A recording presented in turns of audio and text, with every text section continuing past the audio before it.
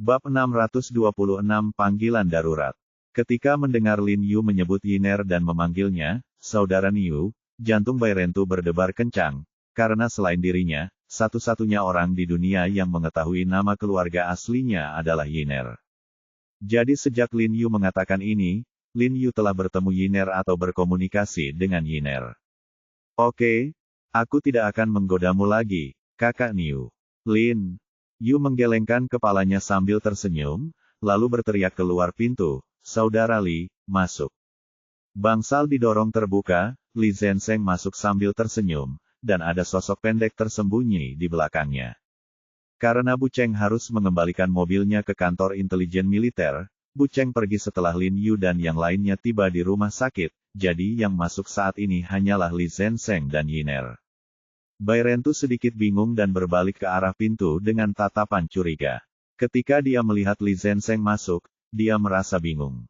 Paman Niu. Pada saat ini, sebuah suara yang jelas terdengar, dan kemudian sebuah kepala kecil muncul dari belakang Li Zenseng, menatap Bai Rentu sambil tersenyum. Bai Rentu Sun Seng pergi. Setelah dia melihat wajah yang dia sayangi siang dan malam, tubuhnya tiba-tiba bergetar, dan cahaya serta bayangan di matanya bersinar. Yiner, suara Bai Rentu serak, dan matanya yang tanpa emosi tiba-tiba berkaca-kaca.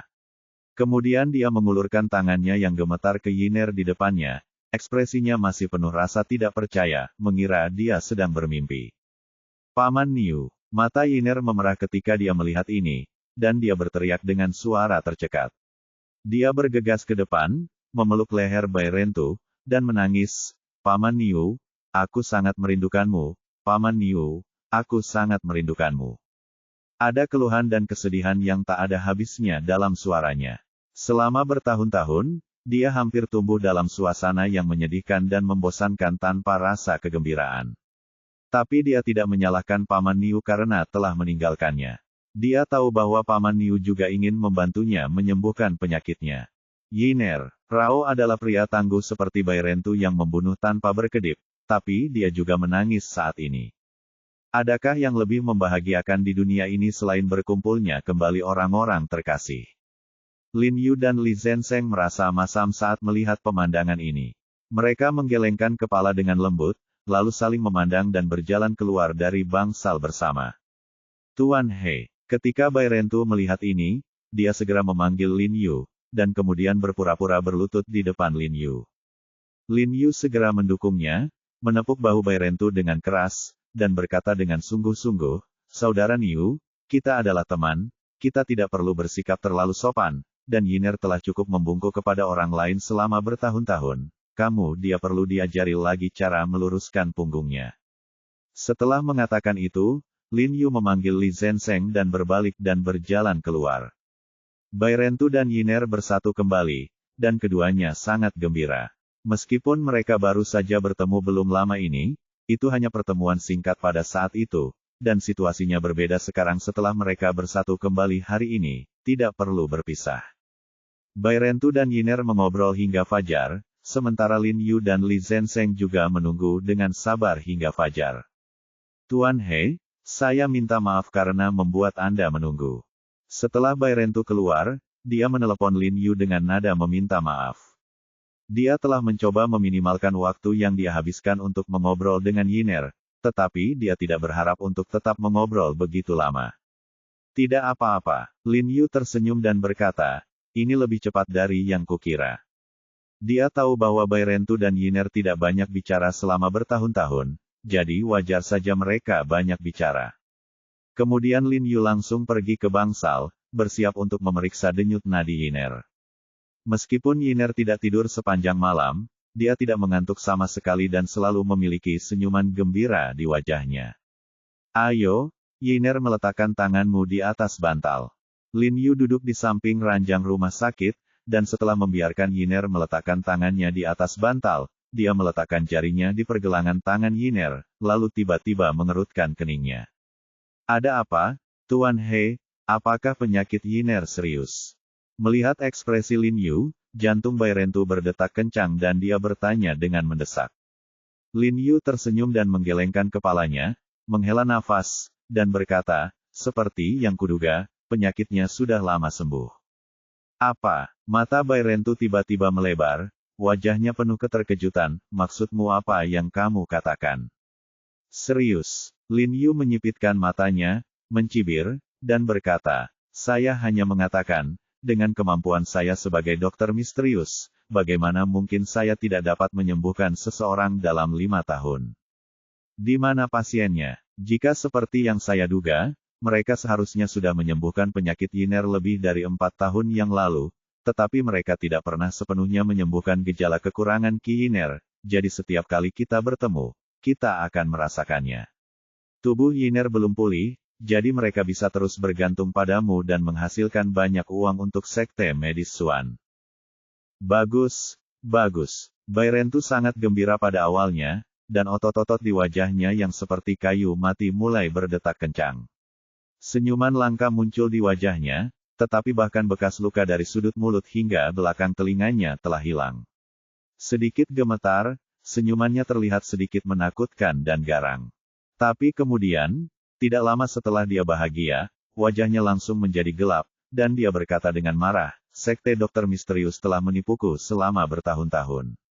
Suatu hari, aku akan membunuh mereka semua. Sekte dokter misterius yang membuatnya marah. Mereka menipu uang mereka. Jika mereka menginginkan uang, dia akan memberikannya saja kepada mereka. Yang membuatnya marah adalah sekte Xuanyi mengizinkan dia dan Yiner berpisah lebih lanjut dari 4 tahun yang sia-sia. Lin Yu juga tampak marah dan merasa berat di hatinya. Dia benar-benar tidak menyangka bahwa sekte Xuanyi akan menjadi orang yang berdarah dingin, kejam, dan mencari keuntungan. Aku akan menemanimu jika waktunya tiba. Li Zhensheng juga berkata dengan getir pada Bai Rentu. Oke, jangan katakan ini di depan anak itu. Anak itu sudah kembali, itu lebih baik dari apapun. Teriak Lin Yu kepada mereka berdua, menunjukkan bahwa anak itu masih di sana. Bai Rentu dan Li Zhensheng buru-buru menyesuaikan emosi mereka. Tuan He, menurut Anda apa yang perlu disembuhkan oleh tubuh Yiner? Bai Rentu memikirkan apa yang dikatakan Lin Yu tentang kekurangan Qi, dan jantungnya tiba-tiba bangkit kembali, dan dia bertanya dengan hati-hati, bisakah disembuhkan? Tentu saja bisa, ada apa? Ini bukan masalah besar. Lin Yu menggelengkan kepalanya sambil tersenyum, dan kembali ke Li Zhensheng dan berkata, Saudara Li, kembalilah dan buat sup ayam dengan sisa setengahnya, ginseng berusia 1000 tahun yang saya petik dari pegunungan terakhir kali. Ingat, jangan menaruh terlalu banyak ginseng. Beberapa potong saja sudah cukup, kalau tidak, anak sekecil itu tidak akan sanggup menanggungnya. Hei, Li Zhensheng mengangguk penuh semangat, berbalik dan berjalan keluar sambil tersenyum. Ketika Bai Rentu melihat bahwa Lin Yu benar-benar menepati janjinya dan membuatkan sup dengan ginseng berusia ribuan tahun untuk keponakan kecilnya, rasa terima kasihnya menjadi semakin besar.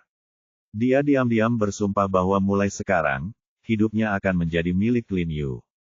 Setelah meminum sup ayam yang dimasak oleh Li Zhensheng, tubuh Yiner benar-benar membaik, dan seluruh wajahnya bersinar, dan dia lebih energi dari sebelumnya. Keesokan harinya, Lin Yu meminta Li Zhensheng membuatkan semangkuk sup ayam untuknya. Setelah minum hari ini, Yiner akan baik-baik saja. Lin Yu memandang Yiner dan tersenyum, lalu berkata kepada Bai Rentu, Niu. Saudara Niu, karena tubuhmu baik-baik saja, maka kami tidak akan tinggal di sini kamu berada di rumah sakit. Kamu dapat pergi ke pusat medis dan berobat dengan saudara Li. Sedangkan untuk Yiner, biarkan dia tinggal bersama ibuku dan Jia-Jia dulu. Jia-Jia adalah putriku, usianya hampir sama denganku. Yiner. Li Zhensheng buru-buru menambahkan sambil tersenyum. Terima kasih, Tuan He. Bai Rentu menggigit bibirnya dan memandang Lin Yu dengan rasa terima kasih. Oke, Kakak Niu, jangan sebutkan itu padaku lagi. Lin Yu tersenyum dan sebelum dia selesai berbicara, ponselnya tiba-tiba berdering. Lin Yu mengeluarkannya dan melihat bahwa itu dari Jiang Yan. Dia segera mengambilnya dan berkata sambil tersenyum, Saudari Yan, bagaimana kabarmu bermain dengan orang tuamu? Hari ini Jiang Yan akan membawa ayah Lin Yu menantu dan ibu mertua bersamanya. Saya pergi bermain di suatu tempat yang lebih jauh bersama ibu saya dan Jia-Jia, jadi saya keluar pagi-pagi sekali. Jiarong, sesuatu terjadi di sini. Cepat kemari, ah. Jiang Yan di ujung telepon berkata dengan mendesak, tapi di tengah kata-katanya, dia tiba-tiba berteriak. Tiba-tiba hati Lin Yu bergetar, dia segera berdiri, dan berkata dengan suara yang sangat mendesak, Saudari Yan, apa yang terjadi padamu? Di mana kamu sekarang? Jiarong, kita berada di Qiandu sekarang. Yang lain akhir baris mengatakan sesuatu. Suaranya sangat berisik, dan Jiang Yan disela sebelum dia selesai berbicara. Qiandu, Gunung Qiandu. Ekspresi Lin Yu tiba-tiba berubah ketika dia mendengar ini, dan dia bertanya dengan cemas, mengapa kamu pergi ke Gunung Qiandu? Bukankah aku sudah memberitahumu? Lin Yu belum selesai berbicara, terdengar nada sibuk, bip, dari ujung telepon yang lain. Bab 627, penduduk setempat yang meremehkan orang luar. Jantung Lin Yu berdebar kencang, dia menarik napas panjang, tubuhnya tiba-tiba bergetar, pikirannya menjadi kosong, dan dia hampir jatuh ke tanah. Gunung Qiandu, itu pasti Gunung Qiandu. Saudari Yan dan yang lainnya benar-benar pergi ke Gunung Qiandu, yang merupakan sarang iblis pembunuh di kuil Qiandu. Tuan, apa yang terjadi? Ekspresi Li Zenseng tiba-tiba berubah, dan dia bergegas untuk membantu Lin Yu. Saudari Yan dan yang lainnya dalam masalah, saya harus bergegas ke Gunung Qiandu. Lin Yu buru-buru berdiri tegak, dan begitu dia selesai berbicara, dia tersandung dengan putus asa. Tuan, saya ikut dengan Anda. Li Zenseng buru-buru ingin pergi bersama Lin Yu. Saudara Li, lebih baik aku pergi. Bai Rentu tiba-tiba meraih bahu Li Zenseng, matanya setajam pisau, dan berkata kepada Li Zenseng dengan suara yang dalam, lebih pantas bagiku untuk pergi daripada kamu pergi. Implikasi dari perkataannya sangat jelas, dari segi kemampuan pribadi saja, lebih tepat baginya untuk pergi daripada Li Zenseng. Selain itu, dia telah menerima bantuan yang begitu besar dari Lin Yu dalam beberapa hari terakhir dan telah mencari kesempatan untuk membalas Lin Yu. Jadi sekarang dia melihat Lin Yu terlihat sangat gugup, dia tahu pasti ada sesuatu yang terjadi pada keluarga Lin Yu, jadi dia ingin memanfaatkan ini. Mengambil kesempatan ini, saya ingin membalas Lin Yu sedikit terlebih dahulu, sehingga saya bisa merasa lebih baik. Ketika Li Zenseng mendengar apa yang dikatakan Bai Rentu, dia mengangguk dengan sungguh-sungguh dan berkata dengan sungguh-sungguh, baiklah, saudaraku, aku serahkan padamu. Bai Rentu mengangguk kepada Li Zenseng, lalu berbalik dan berkata pada Yiner, Yine, dengarkan baik-baik Li Paman, aku akan segera kembali. Yiner mengangguk dengan sangat bijaksana, dan Bai Rentu berlari keluar dengan cepat. Namun, setelah dia meninggalkan gedung bangsal, dia tidak melihat Lin Yu. Dia terkejut. Dia jelas terkejut dengan kecepatan Lin Yu beberapa kata untuk Li Zenseng, Lin Yu menghilang. Dia dengan cepat mempercepat langkahnya dan berlari menuju pintu rumah sakit. Untungnya, kali ini dia lebih tepat waktu. Ketika dia bergegas ke gerbang, Lin Yu belum pergi dan melambai memanggil taksi. Tuan He, saya bersamamu. Bai Rentu bergegas. Pada saat ini, Lin Yu juga menenangkan diri dan melirik ke arah Bai Rentu. Dia tahu bahwa jika dia bertemu iblis besar di Gunung Qiandu, Bai Rentu akan memiliki peluang menang yang lebih baik, jadi dia mengangguk ke Bai Rentu dan membimbingnya dengan dia. Tuan, pergi ke Gunung Qiandu. Lin Yu melaporkan tujuannya, lalu mengeluarkan ponselnya dan menelepon Ye Qingmei. Gunung Qiandu terlalu jauh, saya tidak akan pergi. Sopir itu mengerutkan bibirnya dan berkata dengan tidak sabar, tidak ada turis di sana saat ini. Saya akan memiliki mobil kosong ketika saya kembali. Untuk mengambil kesempatan meminta Lin Yu menaikkan harga, tapi yang tidak dia duga adalah begitu dia selesai berbicara, tangan kurus Bai Rentu tiba-tiba melesat ke arahnya, meraih lehernya, dan dengan kuat menekan kepalanya ke atas kursi. Batuk, sopir itu merasa lehernya tiba-tiba dikunci dengan catok besi. Rasa sakitnya sangat menyiksa dan dia kesulitan bernapas. Bisakah kita pergi sekarang? Bai Rentu menatap pengemudi itu dengan mata seperti ular berbisa dan bertanya dengan dingin. Mata pengemudi itu penuh kepanikan, dan mulutnya terbuka, tapi dia tidak bisa berkata apa-apa, jadi dia mengangguk penuh semangat. Bai Rentu tiba-tiba mengambil kembali tangannya dan melihat ke depan tanpa ekspresi. Sopir itu begitu ketakutan hingga seluruh tubuhnya gemetar, menyentuh lehernya yang hampir patah, menelan ludah, segera menyalakan mobil dan berlari menuju Gunung Qiandu tanpa mengucapkan sepatah kata pun. Lin Yu fokus menelepon Ye Qingmei saat ini. Panggilan pertama berdering lama sekali, tetapi Ye Qingmei tidak menjawabnya, yang membuatnya berkeringat deras. Kemudian dia menelepon Ye Qingmei lagi. "Hei, Jiarong, dari mana saja kamu?" Ye Qingmei di ujung telepon berkata dengan nada mendesak. "Senior, jangan khawatir, katakan padaku, di mana kamu sekarang?" Lin Yu tiba-tiba menghela nafas lega ketika dia mendengar suara Ye Qingmei. "Kami, di kaki gunung dekat Gunung Qiandu." Ye Qingmei di ujung telepon berkata dengan mendesak, lalu dia tiba-tiba mengeluarkan suara, dan kemudian terdengar suara berisik dari ponsel di telepon, ujung telepon yang lain, dan kemudian tidak ada suara. "Senior!" Lin Yu berteriak dengan tergesa-gesa, lalu wajahnya menjadi gelap, dan dia berkata kepada pengemudi, "Tuan pengemudi, percepatlah secepat yang Anda bisa. Saya akan memberi Anda uang 2 kali lipat." Petik 2. Oke. Dia menginjak pedal gas. Beraninya dia tidak menaatinya. Bahkan jika Lin Yu menolak untuk mengikutinya, dia tetap harus melakukan apa yang diperintahkan, karena 100 orang tuh di kursi penumpang hampir membuatnya takut. Karena pengemudinya adalah pengemudi berpengalaman dan terus melaju di bawah desakan Lin Yu, mereka hanya membutuhkan waktu lebih dari setengah jam untuk tiba di dekat kaki Gunung Qiandu. Saya melihat banyak warung di kaki Gunung Qiandu saat ini. Sekelompok besar orang berkumpul di depan salah satu warung. "Tuan, hentikan mobilnya." Lin Yu segera memanggil tuan yang sedang mengemudi. Setelah mobil berhenti, dia bergegas keluar dengan tidak sabar dan samar-samar melihat sosok ayah mertuanya melalui kerumunan yang bergoyang. "Tuan, berikan uangnya." Lin Yu buru-buru mengeluarkan uang tunai dari sakunya dan melemparkannya ke pengemudi, lalu bergegas menuju kerumunan dengan cepat. Sopir itu melihat ke bawah dan melihat ada ribuan yuan. Dia tiba-tiba terlihat sangat gembira dan berteriak terima kasih beberapa kali kepada Lin Yu, lalu berbalik dan lari tanpa mengucapkan sepatah kata pun. "Apa yang terjadi?" Lin Yu berteriak keras kepada ayah mertuanya dan orang lain di antara kerumunan saat dia berjalan menuju kerumunan. Tetapi karena suaranya terlalu berisik, ayah mertuanya tidak mendengar teriakan Lin Yu sama sekali. Dia menarik-narik orang di depannya dan berdebat keras tentang sesuatu.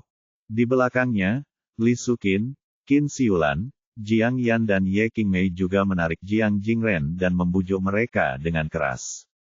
"Diam, semuanya." Wajah Lin Yu menjadi dingin, suaranya diam-diam dipenuhi nafas, dan suaranya bergulir ke arah kerumunan seperti guntur yang teredam. Ketika semua orang mendengar kata-kata Lin Yu, mereka tiba-tiba gemetar dan terdiam sesaat. Jiarong, Jiang Yan dan Ye Qingmei tampak sangat gembira saat melihat Lin Yu.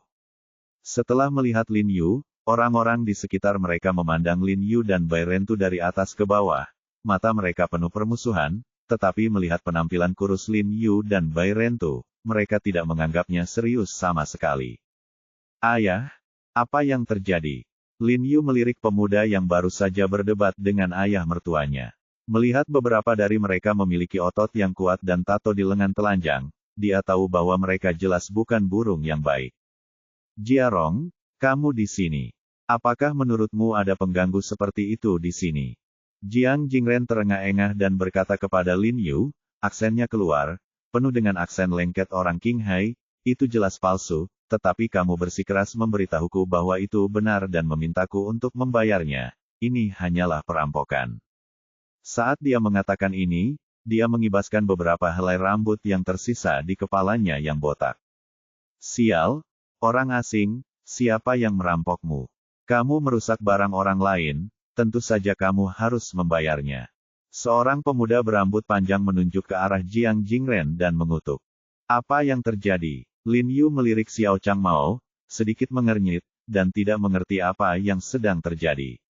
Melihat kegembiraan Jiang Jingren, dia menoleh untuk melihat Jiang Yan dan bertanya dengan ragu. "Benar, kami datang ke sini dengan bus untuk bepergian, tetapi sopir bus menarik kami ke sini dan memaksa kami membeli barang di sini." Jiang Yan memandangi sekelompok anak muda bertato dengan wajah cemberut, dan berkata dengan suara yang dalam, saya hanya melihat-lihat, dan ketika saya melewati kios ini, barang-barang di kios mereka terpeleset dan pecah karena alasan yang tidak diketahui. Kecuali kami merusaknya, kami harus membayarnya. Dan harganya sangat tinggi. Ya, saat kami meneleponmu barusan, mereka mengambil ponsel kami dan merusaknya. Ye Qingmei juga berdiri dan menambahkan dengan marah. Ketika Lin Yu mendengar ini, dia langsung mengerti apa yang sedang terjadi.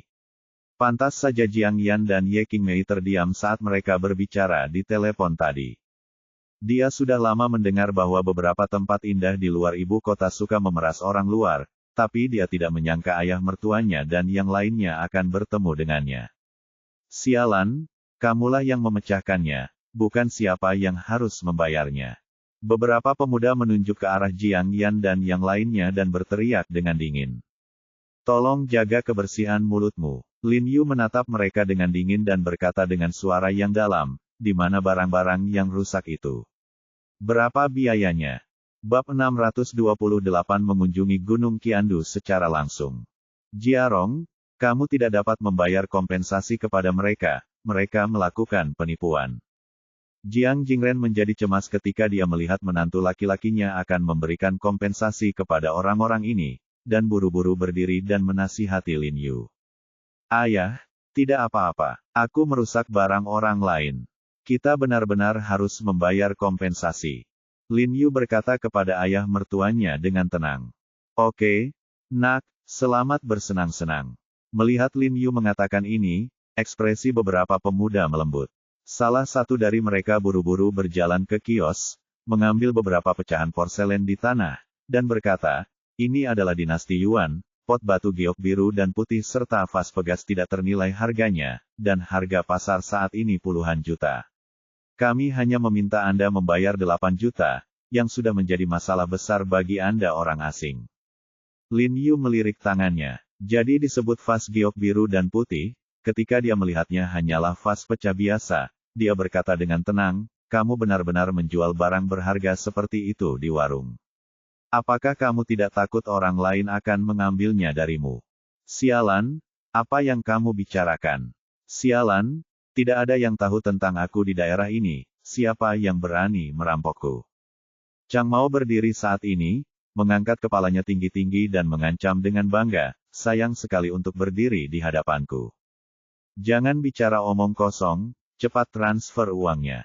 Seorang pria jangkung di belakang Huang Mao berdiri, mengepalkan tinjunya, dan berteriak kepada Lin Yu dengan dingin, kalau tidak, aku akan memberikannya kepada saya, kamu. Pernyataan yang luar biasa. Lin Yu tersenyum ringan padanya dan berkata, apakah kalian penduduk setempat memiliki rasa superioritas? Omong kosong, kalian orang selatan.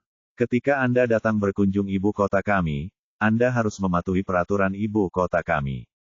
Jika ada yang rusak, Anda harus membayarnya. Kata Chang Mao dengan ekspresi bangga di kepalanya.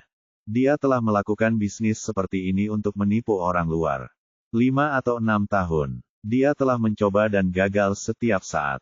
Dia tahu bahwa orang luar ini takut akan masalah. Demi hidup mereka sendiri, mereka hanya dapat membayar tagihan dengan patuh pada akhirnya juta, mereka pasti akan membayar setidaknya 100.000 atau 200.000. Sedangkan untuk pergi, dia tidak peduli sama sekali ketika dia menelepon polisi nanti jaringannya sendiri, dan tidak ada pengawasan di sini. Bahkan jika dia menolak mengakuinya, tidak ada yang bisa melakukan apapun padanya. Di 3/3 hektar tanah ini, dia adalah penguasa mutlak. Apakah kamu yakin ingin aku membayar 8 juta? Lin Yu tersenyum tipis padanya dan berkata dengan penuh arti, aku bisa memberimu uang, tetapi jika botol porselen di tanganmu tidak bernilai 8 juta, aku ingin beberapa. Datang dan kumpulkan barang-barang lainnya. Chang Mao tampak bahagia saat melihat Lin Yu berjanji akan memberinya uang. Diam-diam dia bahagia, sekarang dia bertemu dengan orang bodoh. Dia segera melambaikan tangannya dan berkata dengan penuh semangat, baiklah, Tuan Zi, saya akan memberikannya kamu lagi, ambil saja apapun yang kamu suka. Nilai total barang di kiosnya hanya 32.000. Bahkan jika Lin Yu mengosongkan semuanya, dia masih akan menghasilkan banyak uang. Oke, berikan saya nomor kartu bank Anda. Kartu bank Lin Yu sudah lama diaktifkan untuk transfer dalam jumlah besar, jadi dia bisa mengirimkannya berkali-kali dan mentransfer uangnya langsung ke Chang Mao. Chang Mao tampak senang saat mendengar ini dan buru-buru mengeluarkan kartu banknya. Jia Rong, wajah Jiang Jingren menjadi cemas saat melihat ini, dan dia buru-buru berdiri dan meraih Lin Yu. Tidak apa-apa, ayah, saya bersedia membayar uangnya. Lin Yu tersenyum pada Jiang Jingren, lalu dengan cepat memasukkan nomor kartu Chang Mao di teleponnya. Jiang Yan dan Ye Qingmei terkejut saat melihat ini. Mereka tahu bahwa Lin Yu selalu baik hati, tapi dia bukanlah orang yang membiarkan orang lain mengganggunya secara terbuka menindas mereka. Mereka tidak tahu mengapa Lin Yu bersikeras. Transfer uang ke Chang Mao. Oke, mari kita lihat apakah sudah tiba. Lin Yu melakukan beberapa operasi dan setelah mentransfer uang, dia bertanya pada Chang Mao sambil tersenyum. Oh, ini dia, kamu sangat bijaksana, haha. Chang Mao melihat pesan muncul di ponselnya yang menunjukkan bahwa saldo rekeningnya lebih dari 8 juta, dan wajahnya tiba-tiba bersinar karena kegembiraan dan kegembiraan ke atas. Oke, sekarang uangnya sudah ada, bisakah aku mengambil sesuatu yang nilainya sama? Lin Yu memandang Chang Mao yang ceria sambil tersenyum dan berkata dengan lembut. Ambil apapun yang kamu suka, Chang Mao menyeringai lebar. Sekarang Lin Yu mengambil apapun yang dia suka, bahkan merampas seluruh kiosnya. Oke, sama-sama kalau begitu. Lin Yu tersenyum tipis, matanya tiba-tiba menjadi dingin, dia meraih lengan berambut panjang itu dan memutarnya dengan keras. Terdengar suara klik yang tajam, dan lengan berambut kuning itu langsung berputar menjadi bentuk yang aneh. Ah! Chang Mao langsung menjerit melengking, wajahnya memerah karena menahan diri, dan keringat mengucur di dahinya. Lin Yu tidak ragu-ragu sama sekali, dia menendang kakinya dengan keras dan memukul betisnya yang berbulu. Terdengar suara klik lagi. Betis berbulu itu tiba-tiba terlipat dan jatuh ke tanah. Lebih dari $1 juta untuk membelikanmu kaki dan lengan adalah tawaran yang cukup murah untukmu. Lin Yu memandangi rambut panjang di tanah dan berkata dengan ringan, dan menepuk tangannya dengan lembut hal-hal, dan $8 juta ini setara dengan dia menghabiskan uangnya sendiri untuk membantu ibu kota mengubah tren tidak sehat ini. Ketika semua orang di sekitar mereka melihat pemandangan ini, wajah mereka tiba-tiba menjadi pucat, mereka tersentak, dan hati mereka dipenuhi ketakutan. Beberapa rekan Chang Mao juga bereaksi saat ini, ekspresi mereka tiba-tiba berubah, dan kemudian mereka berteriak dengan marah, persetan, kamu mencari kematian. Petik 2. Lin Yu mengabaikan mereka sama sekali, dan kembali untuk menghibur ibunya dan Jiang Yan, karena dia tahu bahwa orang-orang ini tidak perlu mengambil tindakan sama sekali. Bai Rentu pasti akan menangani mereka, yang dapat dianggap memberi Bai Rentu kesempatan untuk melakukannya membalas budinya. Benar saja, jenazah Bai Rentu yang sudah siap berangkat, tertembak seperti peluru. Orang-orang yang menonton hampir tidak melihat dengan jelas bagaimana ia mengambil tindakan. Beberapa pemuda bertato sudah menjerit dan jatuh ke tanah. Mereka semua seperti yang berambut panjang. Masing-masing lengan dan kakinya patah. Wajah semua orang menjadi semakin pucat, dan mereka berhamburan ke samping sambil membujuk. Sekelompok orang yang baru saja membantu Chang Mao dan yang lainnya berbicara berpura-pura tidak mengenal Chang Mao dan yang lainnya. Namun, pria jangkung dan berotot tadi tidak maju ke depan.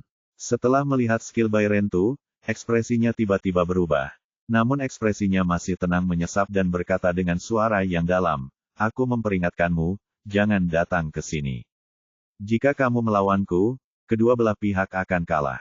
Aku telah belajar kungfu dari para master di kuil Qiandu.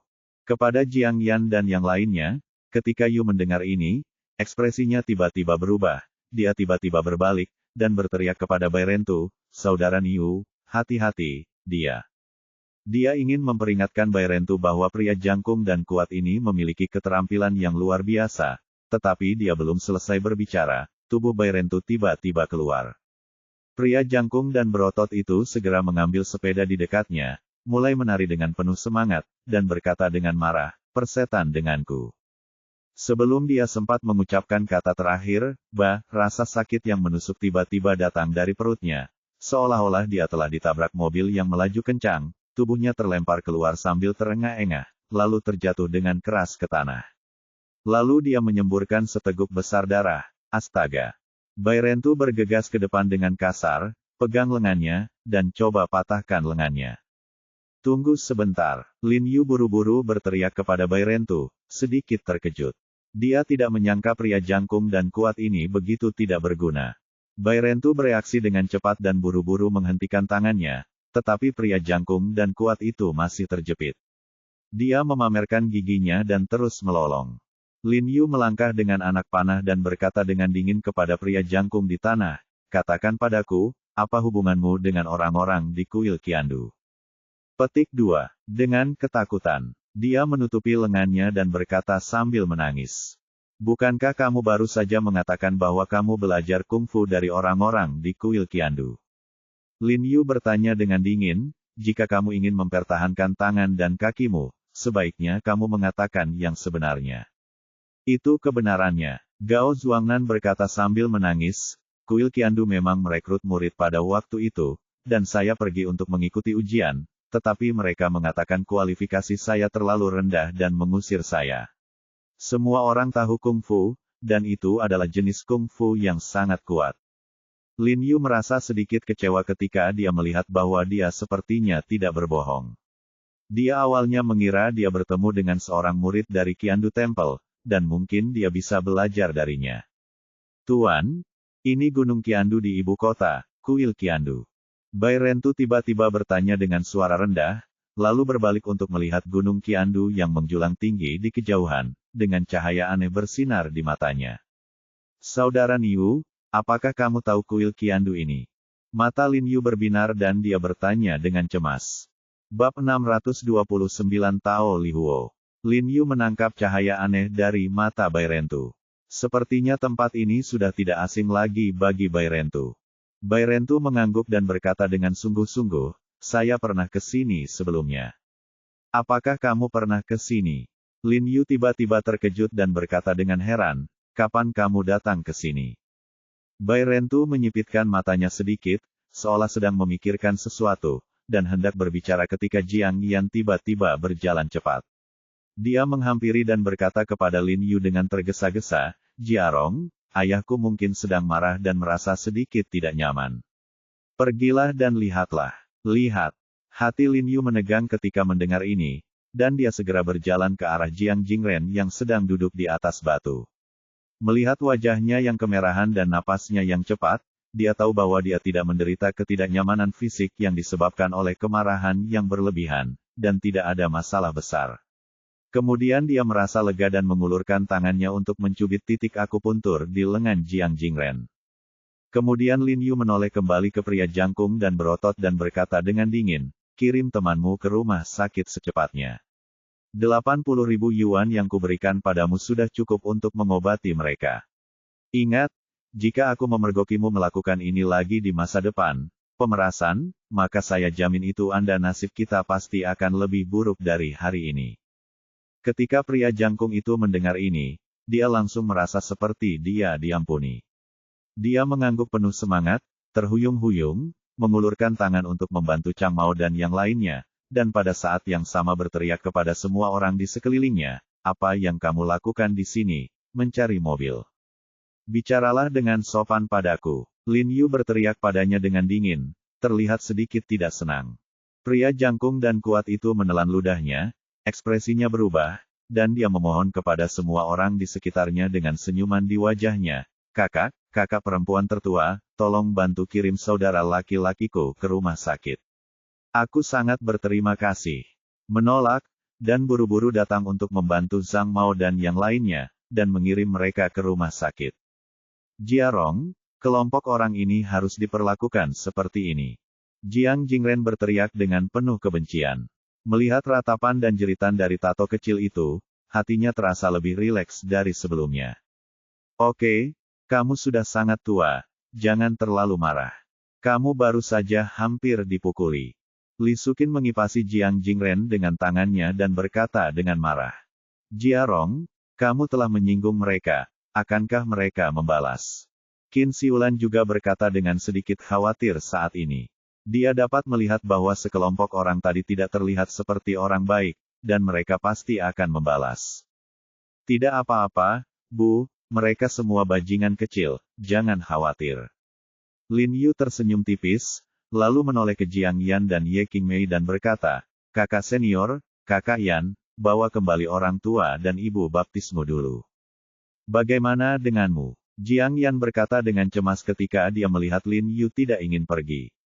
Saudara Niu dan saya memiliki sesuatu untuk didiskusikan, dan kami akan segera kembali. Lin Yu berkata kepada Jiang Yan, dan kemudian sepertinya memikirkan sesuatu, dan berkata dengan suara yang dalam, ngomong-ngomong, ingatlah di masa depan, latar belakang Gunung Qiandu rumit, dan kamu tidak bisa datang untuk bermain lagi loh. Petik 2. Faktanya, Lin Yu sedikit tidak senang ketika Jiang Yan membawa ayah mertuanya dan yang lainnya. Untungnya, tidak terjadi apa-apa. Jika mereka memiliki kekurangan, Lin Yu bisa bunuh diri. Bagaimanapun, mereka adalah Lin Yu di dunia ini. Satu-satunya anggota keluarga yang tersisa.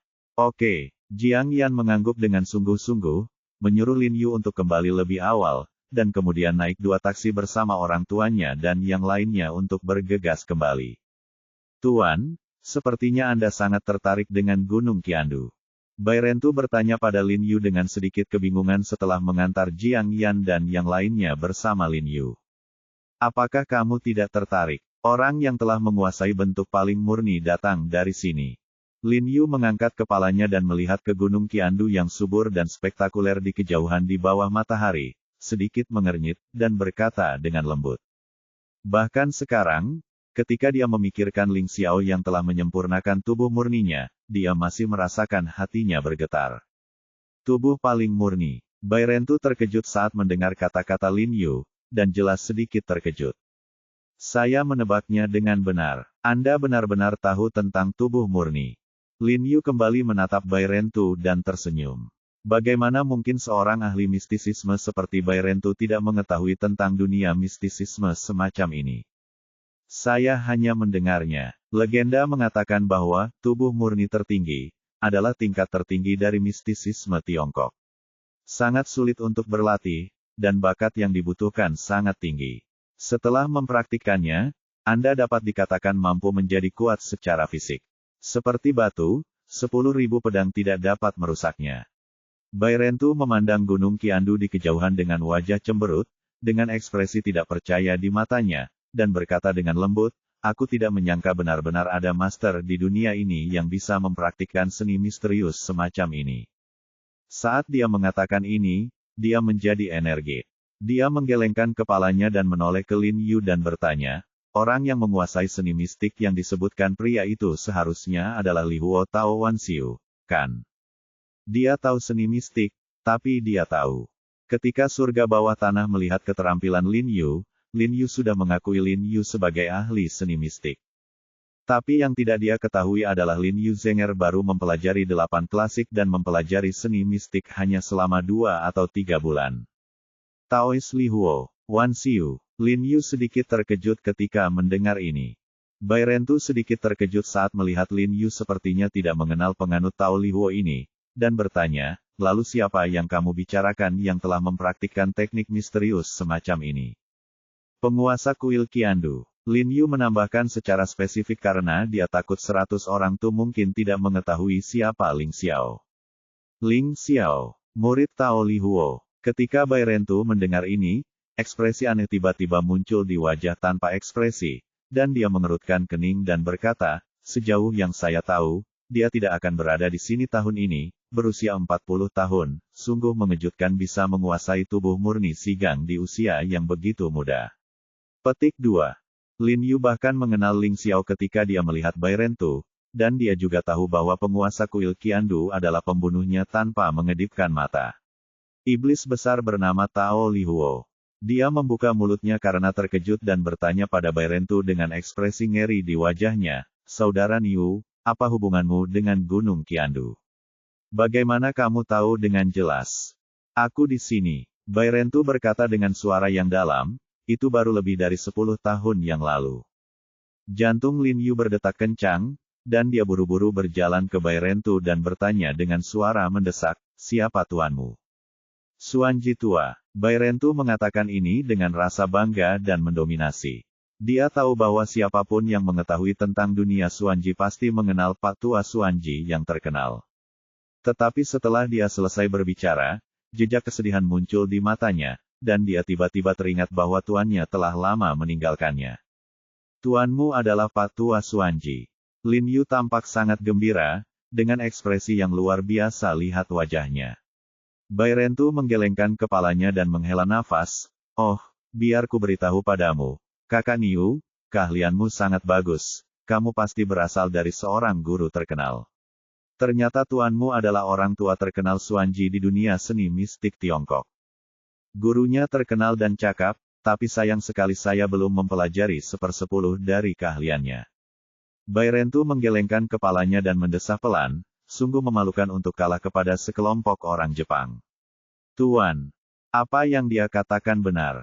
Gurunya sama terkenalnya dengan dewa perang siang nantian di dunia mistik, dan keterampilannya terlihat jelas meninggal lebih awal dan hal-hal yang dia ajarkan kepadanya sangat terbatas.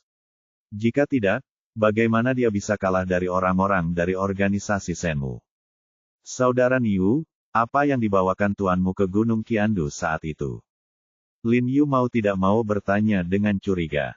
Saya tidak tahu apa masalahnya secara spesifik. Bai Rentu menggelengkan kepalanya, sedikit mengernyit, dan berkata, tuanku hanya memberitahuku bahwa saya datang ke sini untuk mendiskusikan berbagai hal. Dia tidak banyak bicara tentang hal spesifiknya. Nanti, ketika dia masih hidup, kami juga melakukan kontak dengan Tao Li Huo, tetapi kemudian dia meninggal, dan kontak kami dengan kuil Qiandu terputus. Petik 2. Ini terjadi lebih dari 10 tahun yang lalu, dan Bai Rentu masih remaja pada saat itu, jadi wajar saja, saya sedikit bingung. Lalu apakah kamu pernah melihat Li Huo Tao ini? Lin Yu bertanya dengan rasa ingin tahu lagi, apakah kamu masih ingat seperti apa dia? Petik 2. Untuk berbicara dengannya, dan Ling Xiao menerimaku di luar, tetapi sudah lama sekali, bahkan Ling Xiao, aku tidak dapat mengingat persis penampilannya. Lin Yu mengangguk setelah mendengar ini, lalu dia melirik Gunung Qiandu dari kejauhan dan berkata dengan suara yang dalam, saya mendengar bahwa segala sesuatu di Gunung Qiandu, termasuk kuil Qiandu, telah disegel dari tengah gunung. Saudara Niu, apakah Anda ingin naik bersama saya dan melihatnya? Lihat. Bab 630, Menjelajahi Kuil Qiandu. Bai Rentu sedikit terkejut, menoleh ke arah Lin Yu, dan bertanya-tanya, mengapa kuil Qiandu diblokir? Dia telah bepergian ke luar negeri sepanjang tahun, dan tentu saja hanya tahu sedikit tentang hal-hal di Tiongkok apalagi seluruh ibu kota, mengetahui fakta bahwa iblis, yang dikatakan Bai Rentu, dilukai oleh penganut Tao Li Huo Wan Xiu, jadi Bai Rentu tentu saja tidak mengetahuinya. Lin Yu menghela nafas pelan, dan kemudian memberitahu Bai Rentu secara umum tentang bagaimana iblis besar dan muridnya Ling Xiao menggunakan token giok untuk membunuh orang dan melukai para puluhan orang di Departemen Intelijen Militer. Karena dia menganggap Bai Rentu sebagai miliknya, dia secara alami akan mengatakan yang sebenarnya.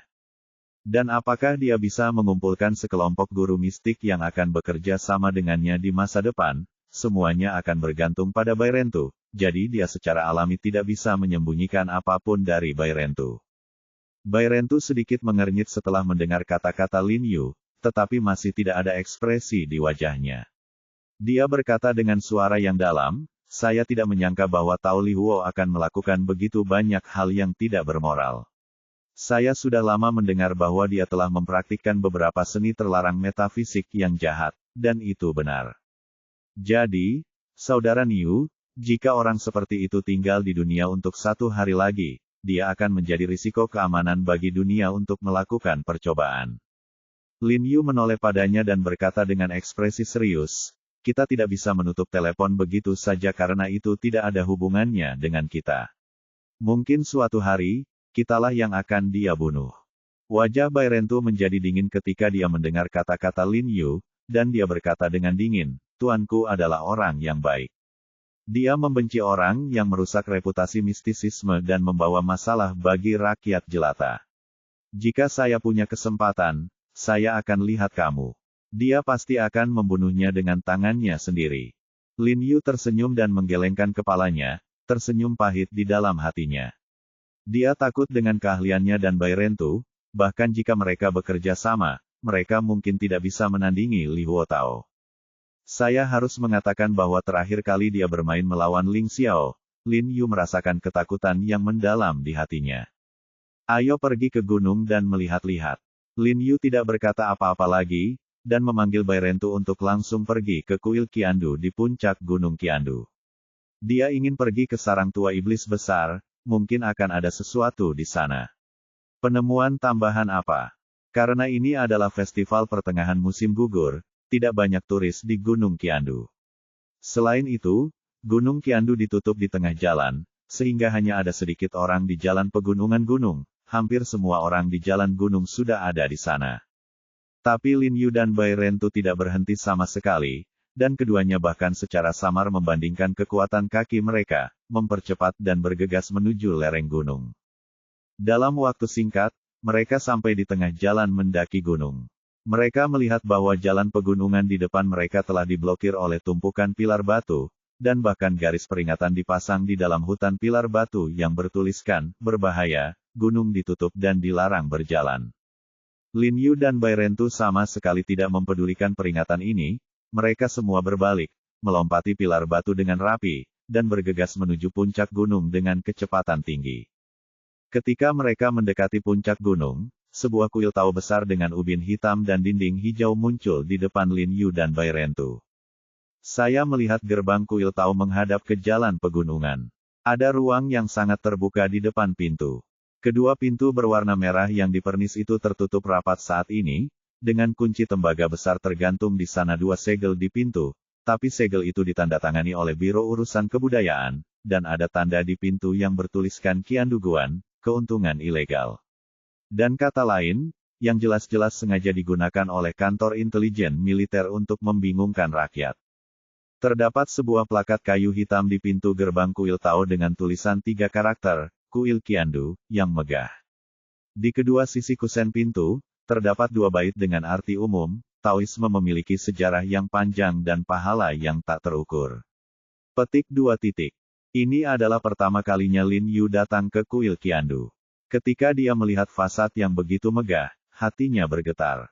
Dia sedikit terkejut dan diam-diam menghela nafas bahwa itu memang kuil termegah di ibu kota. Ayo pergi, kakak Niu. Teriak Lin Yu pada Bai Rentu, lalu tiba-tiba melompat dan segera naik ke dinding halaman kuil Qiandu. Bai Rentu tidak ragu-ragu sama sekali, dan dia menendang tembok dengan rapi, dan naik ke halaman dengan mudah.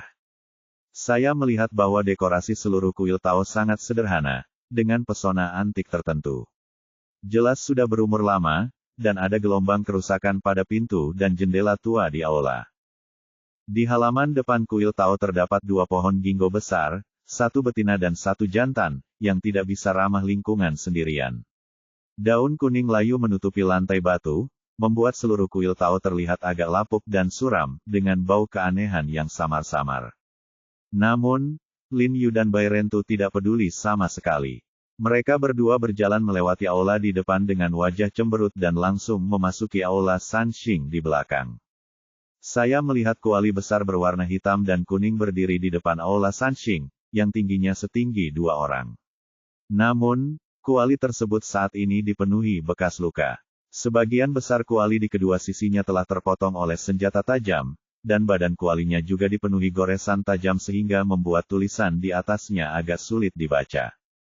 Lempengan batu di sekitar kuali juga rusak parah, dan ada bercak darah hitam dan merah di tanah. Jelas sekali telah terjadi pertarungan sengit di sini. Wajah Lin Yu tiba-tiba menjadi gelap ketika dia melihat pemandangan ini. Mengetahui bahwa ini mungkin tempat Han Bing dan yang lainnya mengepung Tao Li Huo, dia buru-buru bergegas keluar dan menemukan bahwa tidak hanya aula Sanxing yang rusak dalam pertarungan, tetapi juga bangunan di atasnya, kedua sisi aula Sanxing. Aula Wenchang dan aula Sangwan juga mengalami kerusakan parah akibat pertempuran. Ini seharusnya menjadi tempat di mana iblis besar bertarung dengan Midi dan yang lainnya. Lin Yu mengulurkan tangannya untuk menyentuh goresan di kuali besar, dan berkata kepada Bai Rentu dengan suara yang dalam, "Saudara Niu, bisakah kamu mengetahuinya? Jenis senjata apa yang menyebabkan goresan itu?" Lin Yu mendekati kuali saat ini dan menemukan ada lubang senjata, lekukan, bekas pisau di atasnya, dan ada juga bekas luka berbeda yang disebabkan oleh senjata yang tidak diketahui, dan ada bekas luka bakar di sekitar goresan itu. Dia tidak bisa tidak bertanya-tanya dalam hatinya, mungkinkah goresan itu ditinggalkan oleh senjata yang digunakan oleh iblis besar Tao Li Huo? Aku belum pernah melihat ini sebelumnya. Bai Rentu menjadi sedikit bingung setelah melihat goresan di kuali tembaga. Dia benar-benar tidak bisa memikirkan senjata apapun yang akan meninggalkan goresan aneh seperti itu. Lin Yu tidak tahu kapan dia melihat 100 orang tuh, jadi dia hanya bisa menghela nafas, lalu berbalik dan melihat sekeliling, lalu berjalan menuju aula Sanxing tepat di seberangnya. Pada saat ini, tubuh emas Yuking Yuanshi Tianzun, Sangqing Lingbao Tianzun, dan Taiking Daode Tianzun yang diabadikan di aula Sanxing semuanya telah rusak, yang menunjukkan sengitnya pertempuran tersebut. Lin Yu dan Bai Rentu melihat sekeliling aula Sanxing beberapa kali, dan ketika mereka tidak menemukan apapun, mereka tidak banyak berhenti. Mereka bergegas menuju sayap tempat orang-orang di kuil Tao tinggal di belakang, dan mencari dengan hati-hati. Lin Yu awalnya mengira orang-orang ini sedang terburu-buru dan tidak punya waktu untuk mengambil beberapa barang tabu, jadi dia dan Bai Rentu bisa mendapatkan sesuatu. Namun sayangnya, mereka berdua mencari di lebih dari 10 kamar sayap, Cao Tian, kecuali beberapa kitab klasik Tao dan beberapa ceramah dangkal tentang mistisisme, tidak ada yang berarti sama sekali. Lin Yu dan Bai Rentu merasa sedikit putus asa. Mereka dengan hati-hati memeriksa lagi untuk mencari tahu apakah ada kompartemen tersembunyi di ruangan ini, tetapi pada akhirnya mereka tidak menemukan apapun. Kemudian mereka berbalik tanpa daya dan menuju ke Sanxing menuju istana. "Saudara Niu, tidakkah kamu menyadarinya? Apakah ini aneh?" Lin Yu mengerutkan kening dan berkata dengan bingung saat dia melewati aula Sanxing. "Sepertinya ada sesuatu yang tidak beres dengan kamar sayap ini." Kurang tepat benar. Ratusan orang tuh bertanya agak bingung, "Ada apa? Tidakkah kamu memperhatikan bahwa tata letak dan dekorasi selusin ruangan ini sangat mirip, bahkan warna dan penempatan selimutnya pun mirip?" Lin Yu mengerutkan kening dan berpikir, selain itu, kita tidak dapat membedakan sama sekali bahwa sayap ini dan sayap itu adalah sayap tempat tinggal Tao Li Huo. "Saya juga menemukan ini," Bai Rentu berkata dengan ragu, dengan statusnya, dia seharusnya tidak hidup dengan cara yang sederhana. "Jadi, saya merasa kamar-kamar ini dirancang khusus untuk dilihat orang luar." Lin Yu mengerutkan kening dan bergumam dalam kebingungan, "Tetapi mereka jika Anda tidak tinggal di sini, lalu di mana lagi bisa Anda tinggal? Lagi pula, hanya ada begitu banyak kamar di sini." "Tuan, tunggu." Bai Rentu tiba-tiba membeku dan berbalik untuk melihat ke belakang.